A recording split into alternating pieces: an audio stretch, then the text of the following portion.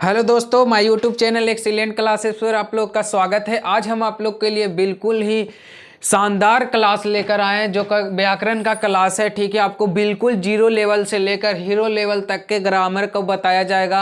पूरा हिंदी व्याकरण इसमें हम कवर करेंगे। आज के पूरा वर्णमाला हम कोशिश करेंगे ख़त्म हो जाए इस क्लास में। तो आइए आज आप लोग को शुरू करते हैं। यह क्लास बहुत ही मस्त क्लास होने जा रहा है क्योंकि ये जीरो से आपको जॉब तक को ले जा सकता है। तो आइए मेरे साथ ग्रामर का क्लास का आनंद लेते हुए पढ़ें और जाने पूरे ग्रामर के बारे में। ठीक है, ग्रामर में सबसे पहला हम जानते हैं भाषा। क्या भाषा? भाषा क्या होता है? तो भाषा जो है वो संस्कृत शब्द भाष से लिया गया है दोस्तों। क्या? संस्कृत शब्द भाष से लिया गया है। भाष का अर्थ होता है, भाष का अर्थ होता है बोलना। क्या होता है दोस्तों? बोलना। भाष का अर्थ होता है बोलना। ठीक है, क्या होता है? भाष का अर्थ ही होता है बोलना। तो आइए भाषा के सार्थक इकाई को आप लोग इसको नोट भी करिएगा, हम जैसे लिखते जाएंगे। भाषा के सार्थक इकाई को क्या? भाषा के सार्थक इकाई को क्या कहते हैं? वाक्य कहते हैं दोस्तों। भाषा के सार्थक इकाई को वाक्य कहते हैं। क्या कहते हैं? वाक्य। भाषा के सार्थक इकाई को वाक्य कहते हैं। वाक्य से छोटा होता है उपवाक्य। क्या होता है? उपवाक्य। क्या होता है? उपवाक्य। उपवाक्य से छोटा होता है पदबंध। क्या होता है? पदबंध। ठीक है, और उससे छोटा होता है पद, जिसको हम लोग कहते हैं शब्द। क्या कहते हैं? शब्द। और उससे छोटा होता है वर्ण, जिसको हम कहते हैं ध्वनि। वर्ण या ध्वनि। ठीक है, वर्ण या ध्वनि। वर्ण जिसे हम लिख कर, वर्ण किसे कहते हैं? तो ये का खा गा गा आ, ये सारा चीज क्या हो गया? वर्ण हो गया। वर्णों की संख्या क्या होता है? 52 होता है। लेखन के आधार पर क्या होता है? लेखन के आधार पर क्या होता है? वर्णों की संख्या 52 होते हैं। लेकिन उच्चारण के आधार पर क्या? उच्चारण के आधार पर लेखन की संख्या, जो वर्णों की संख्या होते हैं वो क्या होते हैं दोस्तों? उच्चारण के आधार पर क्या होते हैं? 45 होते हैं। उच्चारण के आधार पर 45 होते हैं और लेखन के आधार पर 52 होते हैं। तो देखिए वर्ण कहते किसको है? तो भाषा की सबसे छोटी इकाई को वर्ण कहा जा सकता है। इसको शॉर्ट में समझेंगे, जिसका खंड या टुकड़ा नहीं किया जा सके। क्या? जिसका खंड या टुकड़ा नहीं किया जा सके। जिसका खंड या टुकड़ा नहीं किया जा सके उसे क्या कहते हैं? वर्ण कहते हैं। जिसका खंड या टुकड़ा नहीं किया, आप लोग भी साथ साथ नोट करिएगा, किया जा सके उसे क्या कहते हैं? वर्ण। जा सके उसे वर्ण कहते हैं। क्या कहते हैं? उसे वर्ण कहते हैं। तो ये हमारा वर्ण तक पता चला कि भाषा के सार्थक इकाई को वाक्य कहते हैं। वाक्य से छोटा होता है उपवाक्य। उपवाक्य से छोटा होता है पदबंध। पदबंध से होता है पद, जो शब्द वो, और उससे छोटा होता है वर्ण। यानी सबसे छोटा आपको क्या हो गया? वर्ण। तो हम इसमें भी कह सकते हैं भाषा की सबसे छोटी इकाई को वर्ण कहते हैं। तो जिसका खंड या टुकड़ा नहीं किया जा सके उसे क्या कहते हैं? वर्ण कहते हैं। क्या कहते हैं? वर्ण। तो आइए जानेंगे वर्ण कितने प्रकार के होते हैं। तो यहां देखिए वर्ण 2 प्रकार के होते हैं दोस्तों। एक होता है स्वर वर्ण। क्या होता है? एक होता है स्वर वर्ण और एक होता है व्यंजन वर्ण। क्या होता है? एक स्वर वर्ण और एक व्यंजन वर्ण। ठीक है, तो स्वर्ण वर्ण किसे कहते हैं? स्वर्ण वर्ण जैसे आ ई डॉट डॉट डॉट डॉट आह तक। क्या? और व्यंजन वर्ण किसे कहते हैं? का खा गा डॉट डॉट डॉट यहाँ तक, ज्ञा तक होगा। का खा गा पूरा ज्ञा तक। का से ज्ञा, इसको शॉर्ट फॉर्म में हम लिख देते हैं का से ज्ञा। क्या? का से ज्ञा, और इसको आ से आ तक। ठीक है, तो ये हो गया आपका स्वर्ण वर्ण और व्यंजन वर्ण। ठीक है, इसमें एक 4 संयुक्त व्यंजन होता है, तो वो आपको टेंशन नहीं लेना है। हम लोग उच्चारण के आधार पर व्यंजन वर्णों की संख्या 33 ही मानते हैं, आपको वो बताएंगे। तो ये हम पूरा स्वर्ण और वर्ण का बताए हैं। क्या? स्वर्ण और वर्ण। तो देखिए ये क्या हो गया? स्वर्ण वर्ण। तो अब हम चलते हैं स्वर्ण वर्ण को लेते हैं कि स्वर्ण वर्णों की संख्या कितनी होती है। ठीक है, किसका लेते हैं? स्वर्ण वर्ण को। तो इतना आप उतारिए जब तक हम आपको बता रहे हैं। तो आइए आपको आज स्वर्ण बन को ले चलते हैं। तो पहले हम जानेंगे स्वर्ण बन किसे कहते हैं। क्या स्वर्ण बन किसे कहते हैं? तो स्वर्ण बन हमेशा स्वतंत्र रहता है। जो बन स्वतंत्र हो उसे स्वर्ण बन कहते हैं। जो किसी की सहायता से नहीं बने, जो स्वतंत्र हो, ठीक है, क्या हो, पूरा स्वतंत्र हो, उसे क्या कहते हैं? स्वर्ण बन कहते हैं दोस्तों। ठीक है, स्वर्ण बन होता है कितना? तो देखिए लेखन के आधार पर, क्या लेखन के आधार पर, लेखन के आधार पर, लेखन के आधार पर जो है स्वर्ण वर्णों की संख्या होता है वो 13 होता है दोस्तों। क्या होता है? 13। और यहां देखिए एक लेखन के, अब यहां आ गया उच्चारण। क्या आ गया? उच्चारण के आधार पर, उच्चारण के आधार पर 11 प्लस री, क्या हो गया? ये री हो गया, 11 प्लस री हो गया। ठीक है, अब आ गया मूल के आधार पर। यहां पर मूल के आधार पर स्वरों की संख्या 11 होता है। क्या होता है? हम बहुत सारे बच्चों को देखते हैं कि वो स्वर्ण की संख्या 11 पढ़ते हैं, तो वो मूल के आधार पर पढ़ाया जाता है ज्यादातर। हमें यह भी मालूम होना चाहिए कि लेखन के आधार पर 13 होते हैं। क्या होते हैं? लेखन के आधार पर स्वर्ण वर्णों की संख्या 13 होती है। उच्चारण के आधार पर स्वर्ण वर्णों की संख्या 11 पर री, इसमें एक री जुड़ जाता है। और यहां मूल के आधार पर स्वर्ण वर्णों की संख्या 11 होता है। क्या होता है? 11 होता है। तो आइए आप लोग को स्वर्ण वर्ण को पूरा विस्तार से बताएंगे। ठीक है, जाइए बताते हैं। स्वर्ण वर्ण का मात्रा से लेकर चलते हैं दम। देखिए स्वर्ण वर्णों की मात्रा, आ ई, आप लोग भी साथ साथ बोलिएगा, ई उ री ए आई ओ आओ तक लेते हैं, फिर आगे बताते हैं। आ की मात्रा कुछ नहीं होता है। आ की मात्रा, ई की मात्रा, बड़ी ई की मात्रा, ऊ की मात्रा, बड़ी ऊ की मात्रा, री इधर से होता है। ठीक है, ए की मात्रा ऊपर में एक, आई की मात्रा ऊपर में एक, यहाँ एक नीचे के ऊपर ओ की मात्रा, यहाँ एक नीचे और दो ऊपर आओ की मात्रा, यहाँ बच गया अन की मात्रा, यहाँ बच गया अन और यहाँ बच गया आ। ठीक है, तो अन की मात्रा ऐसे ऊपर में होगा और आ की मात्रा ऐसे हो जाएगा। क्या हो जाएगा? ऐसे। ठीक है, अनुस्वार में। तो ये रहा गया आपका स्वर्ण वर्ण की पूरा मात्रा। ठीक है, क्या हो गया? पूरा मात्रा हो गया। तो देखिए आपको इसी प्रकार से हम बताते हैं इसको पूरा। ठीक है, तो आइए अब स्वर्ण वर्ण का भी भेद पढ़ते हैं कि स्वर्ण वर्ण के कितने भेद होते हैं। अब यहां पढ़ते हैं कि स्वर्ण वर्ण कितने प्रकार के होते हैं। स्वर कितने प्रकार के होते हैं? क्या पढ़ते हैं दोस्तों? स्वर कितने प्रकार के होते हैं? कितने प्रकार के होते हैं? प्रकार के होते हैं। तो देखिए स्वर कितने प्रकार के होते हैं। तो स्वर जो है वो कितने प्रकार से होते हैं? 3 प्रकार से। देखिए स्वर कितने प्रकार से होते हैं? 3 प्रकार से। एक होता है हास स्वर। क्या होता है दोस्तों? हास स्वर। एक होता है दीर्घ स्वर। क्या होता है? दीर्घ स्वर। दीर्घ स्वर और एक आगे क्या हो जाएगा आपको? हास स्वर, दीर्घ स्वर और एक हो जाएगा प्लुत स्वर। क्या हो जाएगा दोस्तों? हास स्वर, दीर्घ स्वर और एक हो जाएगा प्लुत स्वर। ठीक है, हास स्वर, दीर्घ स्वर और एक हो जाएगा प्लुत स्वर। प्लुत स्वर, प्लुत स्वर। तो देखिए हास स्वर जिसे बोलने में बहुत कम समय लगता हो उसे हास स्वर कहते हैं। जैसे कि देखिए आ ई ऊ और एक री, ये क्या हो गया? री। ठीक है, क्या हो गया दोस्तों? री। ये हो गया आपका हास स्वर। और दीर्घ स्वर आ, बड़ी ऊ, ए आई ओ आओ, ये क्या हो गया? सब दीर्घ स्वर हो गया। प्लुत स्वर, प्लुत स्वर कुछ नहीं रहता, एक साइन रहता है। ऐसे कोई भी शब्द इधर लिखा हुआ, इधर कुछ शब्द बीच में देखते होंगे, ये ज्यादातर पत्र उत्तर में यूज किया जाता है। प्लुत स्वर वो आप लोग के लिए उतना इंपॉर्टेंट नहीं है, ज्यादा इंपॉर्टेंट ये दोनों है। तो देखिए हास स्वर कम समय, आ कोई समय नहीं लगा, आ ई ऊ कोई समय। अब ये पढ़िए, यहाँ पढ़िए, तो देखिए यहाँ पढ़ रहे हैं तो आ ई बड़ी ऊ ए, समय लग रहा है ना, इससे दोगुना। हास स्वर जिसे बोलने में मत कम समय लगता हो। और दीर्घ स्वर जो स्वर हास स्वर से दुगना समय लगता हो। क्या लगता हो? हास स्वर से दुगना समय लगता हो उसे दीर्घ स्वर कहते हैं दोस्तों। क्या कहते हैं? जो जिसके उच्चारण में हास स्वर से दुगना समय लगता हो उसे दीर्घ स्वर कहा जाता है। क्या कहा जाता है दोस्तों? जिस वर्ण के उच्चारण में हास स्वर से दुगना समय लगता हो उसे दीर्घ स्वर कहते हैं। क्या कहते हैं? दीर्घ स्वर कहते हैं। तो आइए आपका ये हो गया। अब जानेंगे हम हास स्वर तक जाने, तो अब जानेंगे यहां पर देखिए हास स्वर, दीर्घ स्वर, लुत स्वर हो गया। अब जीव के आधार पर देखिए, जीव के आधार पर जीभ के आधार पर भी स्वर को बांटा गया है। तो देखिए जीभ के आधार पर भी स्वर को बांटा गया है, ठीक है। तो जीभ के आधार पर स्वर को 3 भागों में बांटा गया है। कितने? 3। कितना दोस्तों? जीभ के आधार पर 3 भागों में, एक आग्र स्वर, एक अग्र स्वर, मध्य स्वर और पश्च स्वर। एक अग्र और एक मध्य और एक पश्च, ठीक है। अग्र, मध्य और पश्च जीभ के आधार पर 3 भागों में बांटा गया है। अब देखिए जीभ के आधार पर अग्र स्वर जैसे ई, बड़ी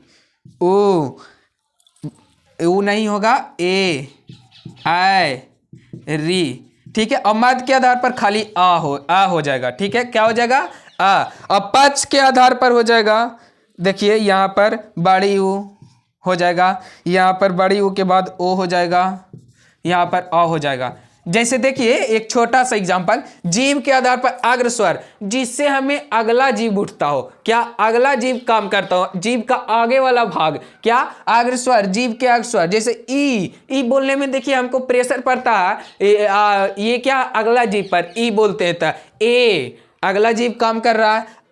आ बोलने में जीभ का मध्य वाला भाग काम करता है। आ बोलने में बड़ी ओ जीभ का पीछे वाला, यानी जो मेरे पीछे होता है वो पीछे, जीभ का पीछे वाला भाग पर काम करता है। इसमें क्या करता है? जीभ के पीछे वाला। तो आइए इस प्रकार से अब आते हैं ओट्स के आधार पर, ठीक है। तो इतना आप उतार लीजिए, हम आपको बताते हैं ओट्स के आधार पर स्वर को कितने भागों में बांटा गया है। तो देखिए ओष्ठ के आधार पर यानी ओठ के आधार पर स्वर को 2 भागों में बांटा गया है, एक आवृतमुखी और एक विरितमुखी। क्या? एक आवृतमुखी और एक क्या? विरितमुखी। जैसे देखिए आ हो गया, ई हो गया, आ ई, ठीक है। ये हो गया ए, आय, ये हो गया, री हो गया। और यहाँ पर ऊ हो गया, ऊ छोटी ऊ, बड़ी ऊ हो गया, ठीक है। ओ हो गया, यहाँ पर आ हो गया, ठीक है। ये हो गया। तो देखिए आवृतमुखी कैसा है? आवृतमुखी तो जिस स्वर के उच्चारण में ओठ फैल जाए, ये ओठ क्या हो जाए? फैल जाए। जैसे यहाँ पर एग्जाम्पल ई बोलते हैं ना, ए, आय, ये क्या हो रहा है? ओठ जो हो रहा है वो फैल रहा है, ठीक है। वृत्तमुखी के आधार पर जिससे ओठ गोल हो जाए बोलने में, जैसे ओ आओ हो रहा है ना। आपको एग्जाम्पल के साथ, प्रैक्टिकल के साथ बता दिए, तो ये आपको इसमें कोई कंफ्यूजन होने का जरूरत नहीं है कि आवृतमुखी स्वर किसे कहते हैं और वृत्तमुखी स्वर किसे कहते हैं। आवृतमुखी स्वर जिसको बोलने में ओठ क्या हो जाए? ये छितरा जाए, फैल जाए, ठेठ हिंदी में बोले तो छितरा जाए, ठीक है। और वृत्तमुखी किसे कहते हैं? जिससे बोलने में ओठ जो है वो गोल हो जाए, क्या हो जाए? गोल, वृत्त के आकार पर हो जाए, ठीक है। उसे वृत्तमुखी स्वर कहेंगे। जैसे ओ आओ हो जा रहा ना। तो ये हो गया। तो आप इसको उतारिए। अब चलते हैं आप लोग को व्यंजन में ले चलते हैं। क्या? व्यंजन में ले चलते हैं। ये हो गया हमारा स्वर कंप्लीट। अब व्यंजन की ओर आते हैं, तो जल्दी से इसको उतार लीजिए, हम व्यंजन आगे आते हैं। तो देखिए व्यंजन वर्ण किसे कहते हैं? जो स्वर्ण वर्ण के पदों में व्यक्त हो। दोस्तों किसे कहते हैं? जो स्वर्ण वर्ण के पदों में व्यक्त हो उसे व्यंजन वर्ण कहते हैं। जैसे आप एक ये भी बोल सकते हैं जो स्वर्ण वर्णों की सहायता में लिया जाए। जैसे व्यंजन किसे कहते हैं? का। लेकिन ये पूर्ण रूप से व्यंजन नहीं है। आप जैसे बोलिए का बोलिए तो इसमें क्या आ रहा है? आ रहा है। तो देखिए का हलंत जोड़ आ मिलकर बनता है का। क्या बनता है? का बनता है। तो मेन रूप से व्यंजन जो है ये है जिसमें हलंत लगा हुआ हो, ठीक है। ये पूर्ण रूप से स्वर व्यंजन नहीं है। पूर्ण रूप से व्यंजन ये है जिसमें हलंत लगा हो, और ये जो है वो स्वर की सहायता ले रहा है। देखिए यहाँ पर का बोलने में क्या आ रहा है? स्वर की सहायता। क्या आ रहा है? सहायता आ रहा है। तो ये है व्यंजन वर्ण जो स्वर्ण वर्ण के पदों में व्यक्त हो। क्या हो? व्यक्त हो। तो व्यंजन वर्ण भी 4 प्रकार से होते हैं। क्या होते हैं? 4 प्रकार से होते हैं। व्यंजन वर्ण कितने प्रकार से होते हैं? 4 प्रकार से, ठीक है। आइए पहला बताते हैं। पहला हो गया स्पर्श व्यंजन। क्या होता है? स्पर्श व्यंजन, ठीक है। स्पर्श व्यंजन। तो स्पर्श व्यंजन कहते किसको है वो जानेंगे हम। क्या जानेंगे? स्पर्श व्यंजन कहते किसको है? तो देखिए स्पर्श व्यंजन का, खा गा घा अंगा। इसको कोई अड़ा नहीं ना पढ़ते हैं, ये अंगा इसको बोला जाता है, अड़ा हुआ अलग चीज होता है, ठीक है ना। का खा गा गा अंगा। यहाँ पर चा छा जा झा इया, यहाँ आ जाएगा टा ठा डा ढा ना, टवर्गी ना, ता था दा धा ना, ये हो जाएगा। यहाँ हो जाएगा पा फा बा भा या मा, ये सारा हो गया स्पर्श व्यंजन। अब इसको अलग अलग भागों में बांट देंगे। क्या कर देंगे? बांट देंगे। तो ये हो गया फर्स्ट, ये हो गया फर्स्ट, ये हो गया सेकंड, ये हो गया थर्ड, ये हो गया फोर्थ, ये हो गया फिफ्थ, ठीक है, हो गया फिफ्थ। इसको बोलते हैं का वर्ग। क्या बोलते हैं? का वर्ग। इसको बोलते हैं, देखिए यहाँ पर का वर्ग, चा वर्ग, टा वर्ग, ता वर्ग, अब पा वर्ग। जैसे कि देखिए, जैसे का आ रहा है, का से अंगा तक, वो इसी हो जाएगा का वर्ग। इसको चा वर्ग। क्या बोलेंगे? चा वर्ग। क्या बोलेंगे दोस्तों? चा वर्ग। इसको टा वर्ग, टा वर्ग। इसको ता टा वर्ग। इसको ता इसको बोलेंगे ता वर्ग। क्या बोलेंगे? ता वर्ग। और इसको बोलेंगे पावर। क्या बोलेंगे दोस्तों? पावर बोलेंगे। तो ये देखिए, फर्स्ट हो गया, सेकंड हो गया, थर्ड हो गया, फोर्थ हो गया, फाइव्थ हो गया, ये कॉलम हो गया। और का वर्ग हो गया, चा वर्ग हो गया, टा वर्ग हो गया, ता वर्ग हो गया, और पावर हो गया, ठीक है। ये क्या हो गया? पावर। अब आते हैं हम, इसके बाद आपको ले चलते हैं, ये तो हो गया स्पर्श व्यंजन। इसके बाद होता है अंतःस्थ व्यंजन। क्या होता है? अंतःस्थ। आप इसको उतार ले या स्क्रीनशॉट ले लें, हम इसको मिटा रहे हैं, ठीक हो। इसके बाद होता है अंतःस्थ व्यंजन। तो आइए इसको बताते हैं। अंतःस्थ व्यंजन, अंतःस्थ व्यंजन, अंतःस्थ व्यंजन। तो अंतःस्थ व्यंजन चार होते हैं। जैसे देखिए, चार होते हैं। कितने होते हैं? चार। या, रा, ला और वा, यही चार होते हैं अंतःस्थ व्यंजन। अब एक आ जाता है उष्ण व्यंजन, एक आता है उष्ण व्यंजन। ये भी क्या होते हैं? चार होते हैं दोस्तों। क्या होते हैं? चार। तलाबीसा, मूर्धनिसा, दंतिसा, हा। क्या होते हैं? तलाबीसा, मूर्धनिसा, दंतिसा, हा। अब एक आ जाता है संयुक्त व्यंजन। क्या होता है? संयुक्त व्यंजन। उसको में ये देखिए, छा, ये यहाँ पर हो जाएगा छा, त्रा, ज्ञा, और एक हो जाएगा सरा दोस्तों, श्री वाला। क्या हो जाएगा? श्री राम में जो सरा लगता है वही हो जाएगा सरा, ठीक है। श्री जिसको में लगाते हैं उसको सरा, ठीक है। ये भी हो जाएगा आपका चार। अब एक आता है व्यंजन, वो द्विगुण व्यंजन होता है। क्या? द्विगुण, द्विगुण व्यंजन। इसको में कुछ नहीं, डा लिख कर, एक जैसे अंगा में आप अंगा लिखते हैं ना, तो यहाँ पर बीच में देते हैं ना, इसमें डा लिख कर इसके नीच में दिया जाता है बिंदु। क्या दिया जाता है? नीचे। और यहाँ ढा से ढक्कन में भी नीचे दिया जाता है। यही हो गया द्विगुण व्यंजन। क्या हो गया दोस्तों? द्विगुण व्यंजन, ठीक है, द्विगुण व्यंजन। तो आपका यहाँ तक व्यंजन हो गया। अब बताते हैं आपको संयुक्त व्यंजन किस किस से मिलकर बना है। क्या बताते हैं दोस्तों? संयुक्त व्यंजन जो है वो किस किस से मिलकर बना हुआ है। तो आइए बता चलते हैं इसको बारे में। संयुक्त व्यंजन पर रिसर्च करते हैं कि संयुक्त व्यंजन बना किससे है। आइए यहाँ पर लिखते हैं संयुक्त व्यंजन। क्या? संयुक्त व्यंजन, ठीक है ना। संयुक्त व्यंजन लिखते हैं। तो संयुक्त व्यंजन जो है वो चार होते हैं। आप लोग को पता है कितने होते हैं? चार होते हैं। एक होते हैं छा, एक होते हैं त्रा, और एक होते हैं ज्ञा, और एक सरा, ठीक है। ये तो आपको पता है संयुक्त व्यंजन इसे कहते हैं। लेकिन ये बना किससे? तो ये भी जो जोड़कर दो गो से बना हुआ है। किससे? दो गो पे, एगो का में हलांत और जोड़ तलाबिसा, एक बना हुआ है ता में हलांत जोड़ रा, और एक बना हुआ है तलाबिसा में हलांत जोड़ रा, और श्री सरा जो बना हुआ है वो जा में हलांत बना हुआ है और आ सरा, ठीक है ना, जा में हलंत और आ, उसी को बनाया गया है संयुक्त व्यंजन। तो आपका यहाँ तक स्वर और व्यंजन संयुक्त व्यंजन तक ले गए और इसे आपको बताएं। अब देखिए, अब आपको बताते हैं कि जो वर्ण है का वर्ग, चा वर्ग, टा वर्ग, ता वर्ग, उसका उच्चारण कहाँ होता है दोस्तों, क्या उसका उच्चारण कहाँ होता है, ठीक है ना। तो आइए इस पर चलते हैं। आप जब तक के लिए बने रहिए मेरे चैनल को। अगर मेरे चैनल पर आप नए हैं तो चैनल को सब्सक्राइब करें, लाइक करें और ज़्यादा से ज़्यादा शेयर करें। जितने भी बच्चे हैं जो ग्रामर का क्लास करना चाहते हैं उनको इस क्लास के बाद कोई भी डाउट नहीं होगा। ये आपका जीरो से जॉब और जीरो से हीरो तक बना सकता है। ये ग्रामर का बहुत ही शानदार क्लास लेकर आए आप लोग को, बहुत ही मेहनत लगाई इस क्लास को लाने के लिए, क्लास को हमको पढ़ाने के लिए। तो इस क्लास को आप ज़्यादा से ज़्यादा सपोर्ट करें, चैनल को ज़्यादा से ज़्यादा शेयर करें और सब्सक्राइब करें और बने रहें मेरे चैनल पर।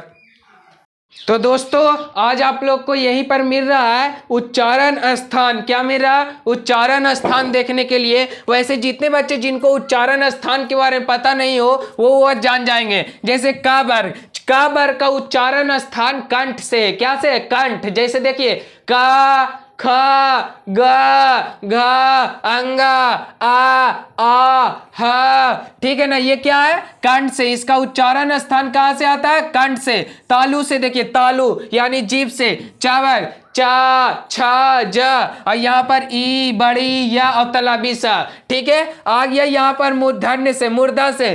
टा वर्ग का पूरा टा, ठा, डा, ढा, ना, टवर्गी ना था। और यहाँ री और रा और तलाबी सा। क्या गया? री, रा और तलाबी, मूर्धनी सा, सॉरी मूर्धनी सा। और यहाँ पर आ गया दंत से, तो ता वर्ग और से डंटी सा और ला। क्या? ता वर्ग, ता था दा धा ना पूरा और एक डंटी सा एक ला। ओठ से पावर, पा, फा, बा, भा, मा। ये देखिए ओठ का काम हो रहा है ना, ओठ, पा, ऊ, क्या ओठ का काम हो रहा है ना, ओष्ठ का। ये देखिए यहाँ पर क्या होगा? ओष्ठ का। तो पा वर्ग में ऊ और एक और बड़ी ऊ भी जुड़ जाएगा। अब देखिए ओ और औ, आ और ऊ से मिलकर बना है। क्या? आ और ऊ से। तो इसका उच्चारण स्तर कंठ और जोड़ ओष्ठ से, तो हो गया कंठोस्त। क्या हो गया? कंठोस्त, ठीक है। इसका उच्चारण स्तर क्या हो गया? कंठोस्त। अब यहाँ पर हो गया ए और ए, आ जोड़ ई से बना। क्या से? आ जोड़ ई से। तो इसका हो गया कंठ जोड़ तालु, तो कंठाल्य। क्या? कंठाल, कंठ ताल्य। क्या? कंठ जोड़ तालु तो कंठ ताल्य, ठीक है। या वह जो है वो दंतोष्ठ से बना, दंत से। इसका काम उच्चारण स्थान दंत है। तो ऐसे ही आपका उच्चारण स्थान क्लियर हुआ 2 से मात्र 5 मिनट में। तो ऐसे ही मेरे वीडियो को बने रहने के लिए, वीडियो पर बने रहने के लिए चैनल को सब्सक्राइब करें, ज़्यादा से ज़्यादा शेयर करें ताकि ये वीडियो पूरा वर्णमाला का हर बच्चों को साथ बच्चे के पास पहुंचे। और मेरे चैनल को सब्सक्राइब करें, लाइक करें, ज़्यादा से ज़्यादा शेयर करें ताकि मेरा वीडियो फैल जाए और मेरे चैनल पर जिसे मौका मिले कि हम आप लोग को लाइव आकर पढ़ा सकें। ऐसा ही वीडियो आप लोग के पास आता रहेगा। वर्णमाला का नेक्स्ट क्लास में मिलते हैं, तब तक के लिए जय हिंद।